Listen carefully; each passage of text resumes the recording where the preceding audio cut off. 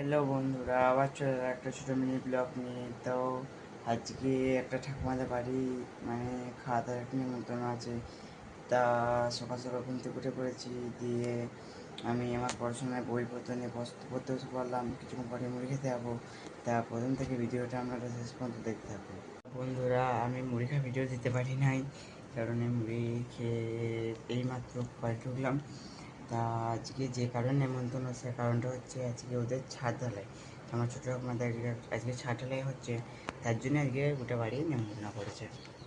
তা দুপুরে ভাত খাওয়ার ভিডিও অবশ্যই আমি তোমাদের তুলে ধরবো ভিডিওর মাধ্যমে। তা ভিডিওটা প্রথম থেকে শেষ পর্যন্ত দেখতে থাকো।